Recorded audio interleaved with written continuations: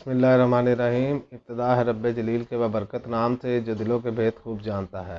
میں ہوں عاطف عارف اور آپ دیکھ رہے ہیں میرا فیس بک اور یوٹیوب چینل۔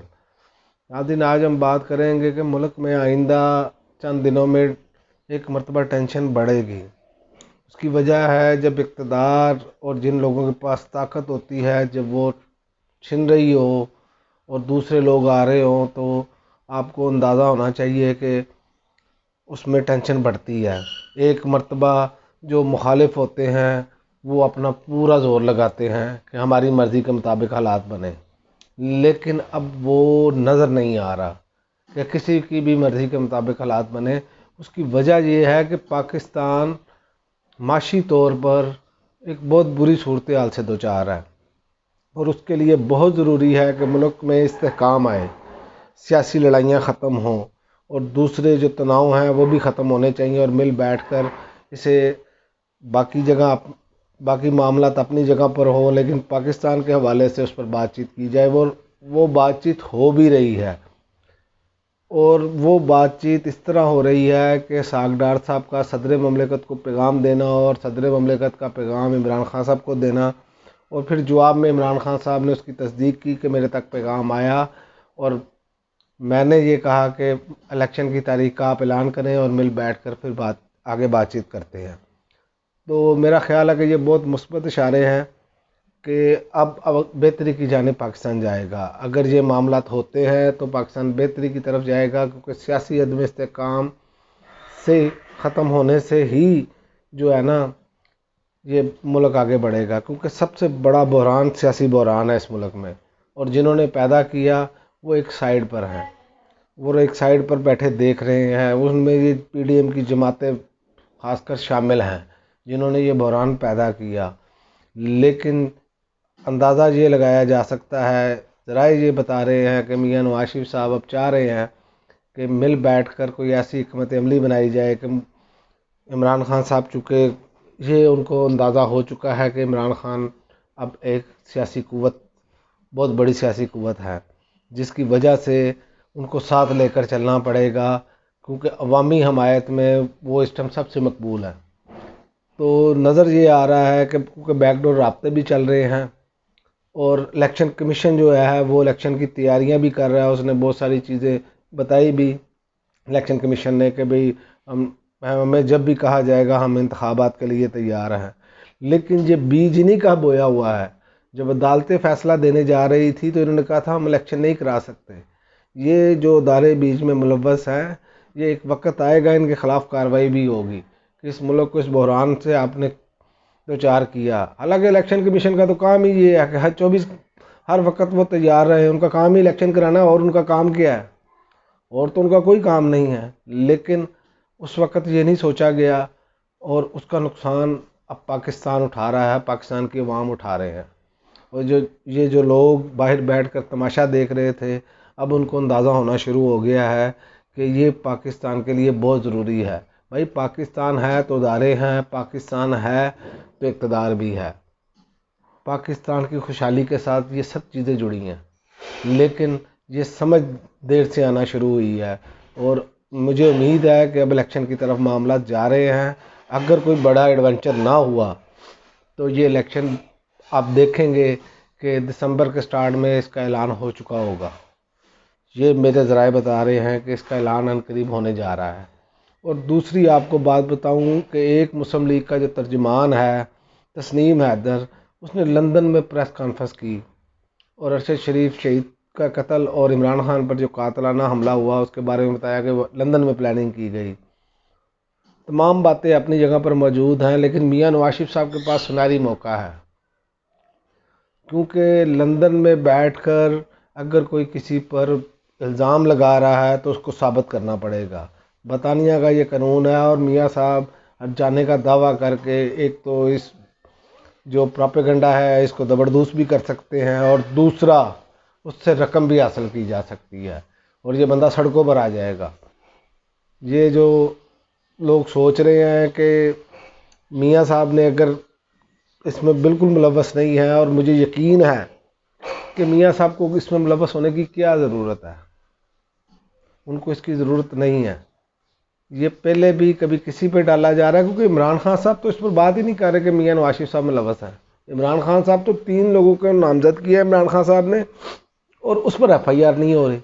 عمران خان صاحب نے تو میاں نواز شریف کو نامزد ہی نہیں کیا۔ یہ ایسے ہی ہے جیسے فیصل وارڈا کو لانچ کیا گیا اور وہ ٹھس ہو گیا۔ اگر میاں صاحب نہیں لے کے جائیں گے تو ہو سکتا ہے کہ عمران خان صاحب لے کے چلے جائے عدالت میں کہ ہاں جی بتائیں آپ تفصیل۔ اور عمران خان صاحب برطانیہ کے قانون کو بہت اچھی طرح سمجھتے ہیں اور انہیں اندازہ ہے، اور یہ جو گیم کھیلی جا رہی ہے اس کی ایک وجہ یہ بھی ہو سکتی ہے کہ عمران خان صاحب فلاں کا نام لے رہے ہیں، اب یہ بندہ منظر عام پر آیا تو عمران خان صاحب دوسرے کا نام بھی لیں، اور ایسے لگے کہ بعد میں ہم بیانیہ بنائیں کہ دیکھیں جی عمران صاحب تو کبھی ان کا نام لے رہے ہیں کبھی ان کا نام لے رہے ہیں، اور کیس کو کمزور کیا جائے۔ یہ کیس کمزور نہیں ہونا، یہ آپ لکھ لیں، یہ منطقی انجام تک پہنچے گا، کیونکہ میرا یہ یقین ہے، میرا یہ ماننا ہے کہ ارشد شریف شہید جو ہے ان کو اس کا انصاف، ان کے خون کا بدلہ تو ملنا ہوگا اور ملے گا۔ شہید کا خون رائے گا نہیں جاتا، اور جو ظلم ان پر ہوا اس کے اوپر جو ہے وہ ساری دنیا آواز اٹھا رہی ہے۔ جو آواز اٹھا سکتا تھا اس نے آواز اٹھائی، اپنے حصے کی آواز۔ کسی نے حصہ تھوڑا ڈالا، کسی نے زیادہ ڈالا، لیکن کوئی 2-4% ایسے بھی ہیں میڈیا گروپس جو اس کو اینگلنگ کرتے ہیں اور اپنے ہی طریقے سے اس کی انویسٹیگیشن کرنے کی کوشش کرتے ہیں، اور پھر منہ کی کھانی پڑتی ہے انہیں سوشل میڈیا پہ۔ ان کی حالت اب یہ ہو گئی ہے کہ ان کے 4% لوگ نہیں دیکھ رہے ہوتے۔ سمجھ آپ گئے ہوں گے، میں چینل کا نام نہیں لینا چاہتا، کہ یہ بھی اس کی جو ہے پبلسٹی کرنے کے مترادف ہے کہ ان کا نام لیا، یہ وہ اس قابل ہی نہیں ہے ان کا نام لیا جائے، کیونکہ انہوں نے ہمیشہ ایسے ہی کیا ہے۔ اور دوسری آپ کو میں بات بتا دوں، جو بی بی بلاول کا واویلا ہے نا، وہ بڑا عجیب ہے۔ بقول عمران خان صاحب کے بی بی بلاول، ان کی قد دیکھیں اور ان کی دھمکیاں دیکھیں، اور ادارے خاموش ہیں۔ کس کی شے پر وہ اس ملک کے صدر مملکت کو دھمکیاں دے رہے ہیں، آپ نے ایسا نہ کیا تو آپ کو نتائج بھگتنا پڑیں گے۔ بلاول صاحب آپ کی اوقات ہے کیا؟ باپ آپ کے پر اتنے بڑے الزامات ہیں اور آپ اسی پیسے سے سود کھا رہے ہیں، یہ ساری دنیا کو پتہ ہے۔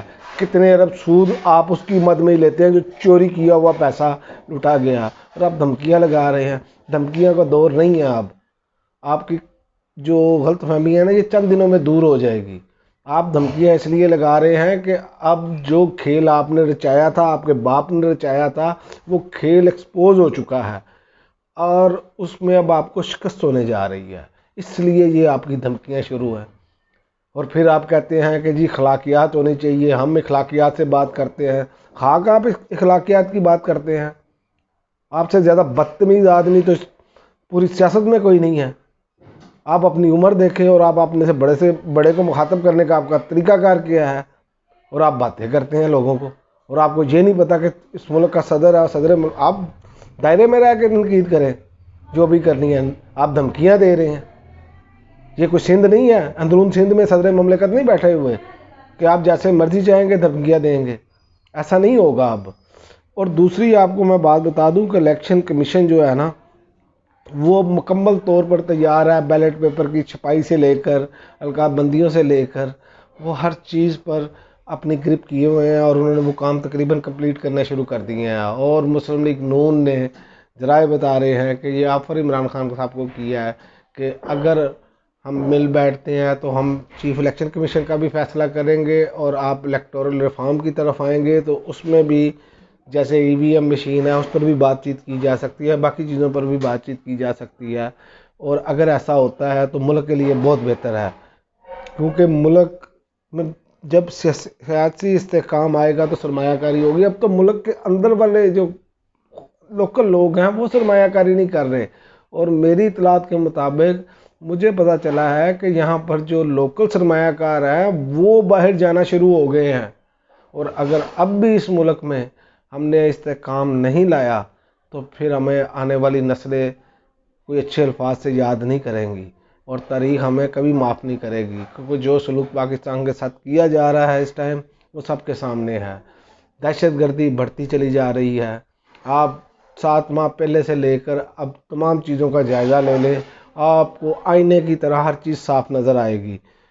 اور دوسری رہی بات کہ آرمی چیف کی تعیناتی جو ہے، یہ بھی میں آپ کو بتا دوں کہ آرمی چیف کی تعیناتی کا اعلان یہ 1-2 روز میں 3 روز میں ہو جائے گا، اور اس کے بعد بیچنے کو منجن کچھ نہیں ہوگا، اور لانگ مارچ ہے کہ وہ اپنی جانب گامزن ہے۔ اگر عمران خان سے دھوکہ کیا جاتا ہے تو پھر آپ دیکھیں کہ وہ پنڈی میں عوام کا سمندر ہوگا، تو پھر ان کو وہ ساری چیزیں ماننی پڑیں گی جو یہ نہیں ماننا چاہتے، جس میں ہو سکتا ہے کہ یہ اب بھی نہ مانیں، لیکن جب عمران خان عوام کو اگر لے آتے ہیں پنڈی میں، تو پھر اگر فیصلے ہوتے ہیں تو پھر سارے فیصلے عمران خان کی مرضی سے ہوں گے۔ یہ سیاسی طور پہ بھی آپ ذہن نشین کر لیں۔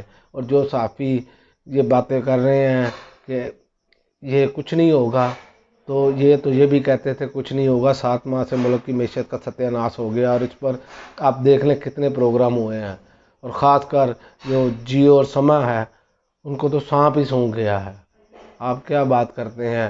یہ وہ لوگ ہیں، ان لوگوں کے چینلز دیکھنے ہی نہیں چاہیے جیسے یہ پروپیگنڈا کرتے ہیں۔ اب یہ بتاتے ہیں کہ وہ جو تسنیم حیدر ہے وہ مجرم ہے۔ بھائی مجرم کو ہی ٹاسک سونپا جاتا ہے، اگر اس طرف ہی آ جائیں آپ تو شارپ شوٹر اسی کو سونپا جاتا ہے، اسی مجرم کو ہی پتہ ہوتا ہے کون سے شارپ شوٹر ہیں۔ عام آدمی کو تو نہیں پتہ ہوتا نا، شریف آدمی کا کیا لینا دینا اس چیز سے؟ آپ خود ہی ثابت کرتے ہیں۔ اتنی دیر پہلے جب وہ ترجمان رہے نون لیگ کے، ملاقاتیں ہوتی رہی، اس وقت تو آپ نے یہ سٹوری بریک نہیں کی، کیونکہ آپ بددیانت لوگ ہیں، اس لیے کہ آپ اپنے جہاں سے آپ کو پیسہ ملتا ہے آپ اس حوالے سے بات کرتے ہیں، لیکن آپ نے فیور نہیں کی یہ نون لیگ کی، یہ نون لیگ کو پھنسانے کی کوشش کی ہے۔ تھوڑی سی عقل استعمال کر لیا کریں، سب کو پتہ چل جاتا ہے کہ عقل کیسے آپ نے استعمال کی ہے۔ آپ نے عقل استعمال کی لیکن کلو چھوڑ گئے کہ وہ بڑی دیر سے مسلم لیگ کے ساتھ وابستہ تھے۔ اس کا مطلب ہے میاں نواز شریف صاحب نے ایک مجرم کو ساتھ رکھا ہوا تھا۔